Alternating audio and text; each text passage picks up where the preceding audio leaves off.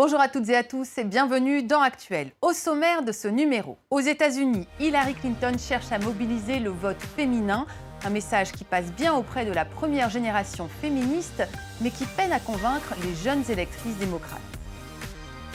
Elles se battent en Inde, au Kenya ou encore en Russie pour préserver la planète et ses ressources naturelles. Portrait de 5 militantes avec la rédactrice en chef du magazine Terra Eco qui fait le pari que 2016 sera l'année des écoféministes. Et enfin, à 21 ans à peine, elle devient la plus jeune chef primée par le guide Michelin. Rencontre avec Julia Sédevjian, étoile montante de la gastronomie française, un milieu encore largement masculin. Mais pour commencer, intéressons-nous aux primaires américaines. Face à son adversaire Bernie Sanders, qui se décrit comme anti-système, Hillary Clinton tente de convaincre que la vraie révolution serait d'élire pour la première fois une présidente à la tête des États-Unis. Noémie Roche. Elle est venue soutenir Hillary Clinton.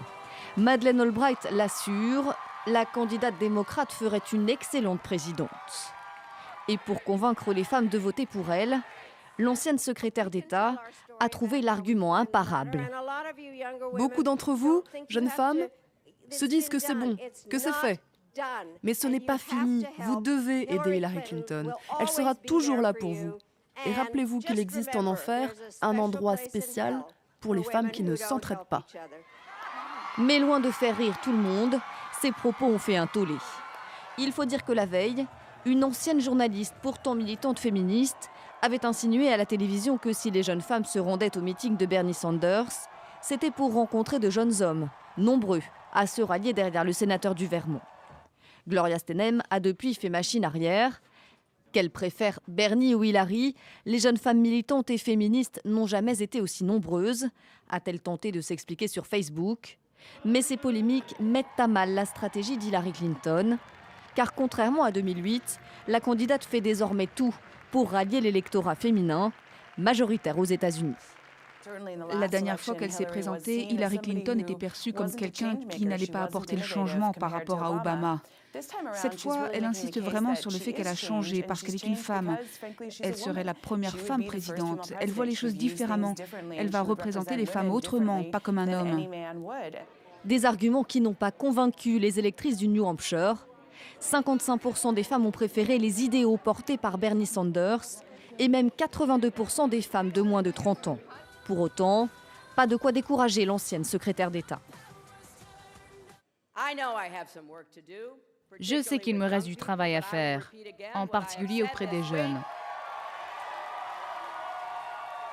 Même s'ils ne me soutiennent pas pour le moment, moi, je les soutiens. Pour le prouver aux jeunes électrices, il reste encore quelques semaines à Hillary Clinton, avant le Super Tuesday du 1er mars. Elles se battent contre la destruction des forêts ou encore la pollution des rivières et affrontent de grands groupes agro-industriels ou miniers. Ces femmes des écoféministes font la une ce mois-ci du magazine Terra Eco. Karine Lelouette, bonjour. Bonjour. Vous êtes rédactrice en chef de ce magazine. La plus célèbre de ces écoféministes est sans doute Vandana Shiva, une indienne qui se bat pour des semences libres et qui se bat donc contre le grand groupe Monsanto, contre qui elle a gagné un procès en 2004. Qu'est-ce qu'il apporte? Quelle est sa vision du monde? Alors, son idée à elle, c'est que le combat écologique peut être et doit être porté par les femmes, notamment en Inde. La raison pour laquelle elle porte ça, c'est que c'est les Indiennes qui sont en première ligne, parce que c'est elles souvent qui cultivent la terre. Et donc, elle pense que, en gros, les valeurs féminines peuvent être une réponse à la crise écologique pour essayer de faire changer un petit peu le curseur. Alors justement, à ce propos, on va l'entendre. Elle explique effectivement le lien qu'elle voit entre écologie et féminisme. La façon dont nous avons construit la société au cours de ces derniers siècles est basée sur la violence. Une économie violente, des technologies violentes, le patriarcat, le militarisme. Ce n'est pas que les femmes sont biologiquement faites pour être plus pacifiques, mais elles ne sont pas parties à la guerre. Elles n'ont pas créé de modèle économique pour détruire la société et la vie. Elles ont travaillé dans la société pour maintenir la vie. Donc le rôle des femmes aujourd'hui est d'enseigner à tout le monde comment protéger et partager.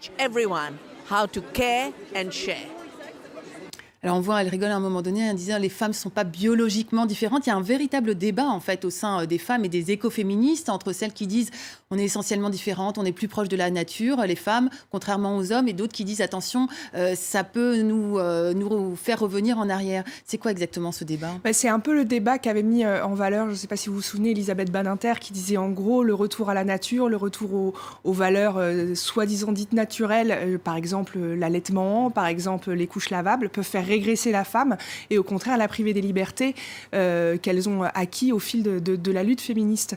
Effectivement, il est question peut-être de valeurs féminines. Ça ne veut pas dire que les femmes doivent porter absolument tout le combat. Ça veut dire qu'il s'agit aussi de rétablir l'équilibre dans un monde où depuis longtemps, c'est les hommes qui sont mis en première ligne, qui sont montrés. Et peut-être que là, les femmes peuvent aussi participer à cette lutte. Alors, dans ce numéro de Terra Eco, donc, il y a 4 autres portraits. Il y a Phyllis Omido qui, au Kenya, a réussi à obtenir la fermeture d'une fonderie qui polluait un bidonville. Il y a également une jeune péruvienne, Nelida Aya Chilon, qui lutte contre les mines et qui est devenue l'héroïne d'un documentaire qui va bientôt sortir en salle et d'ailleurs dont la bande-annonce a déjà été vue des millions de fois. Il y a également Hélène Gabriel, une amérindienne du Canada qui lie le combat pour la nature au combat pour la population autochtone. Et en Russie, Evgena Tereshkova qui a tenté d'empêcher la construction d'une autoroute qui maintenant est dans le camp anti-Poutine.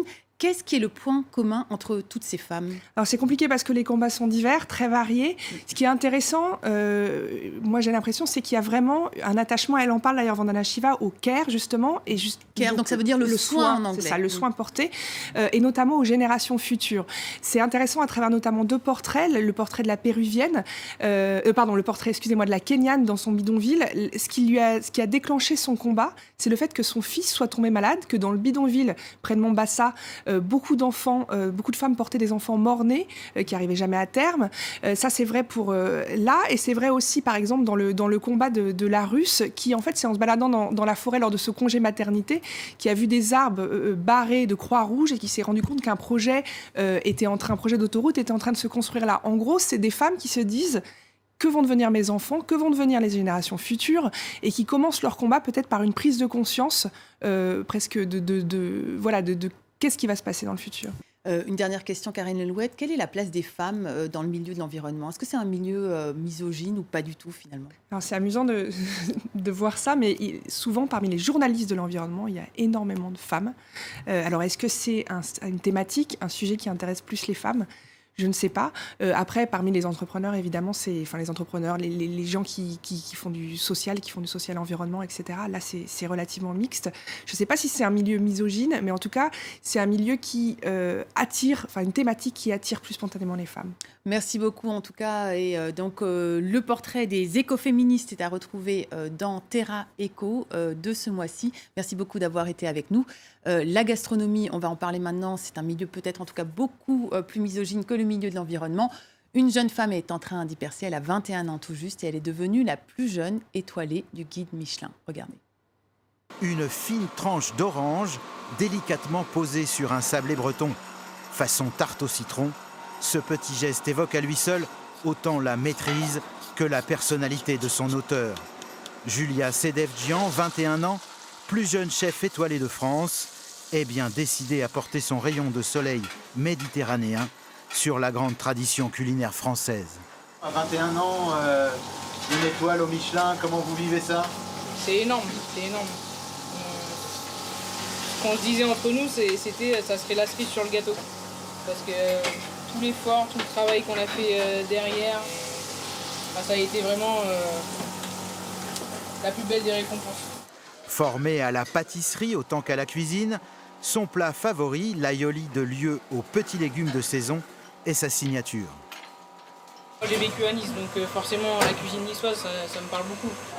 Et l'aioli, chez nous, c'est une spécialité, on en mange tous les dimanches en famille, donc j'ai voulu revisiter ce plat-là, un peu version gastronomique. Après un CAP, puis une formation auprès d'un grand chef, elle entre dans ce restaurant comme simple commis et gravit tous les échelons. Quelques mois après sa nomination de chef de brigade, elle fait l'unanimité. Dans les trois, t'as tout envoyé? Elle est forte, vraiment.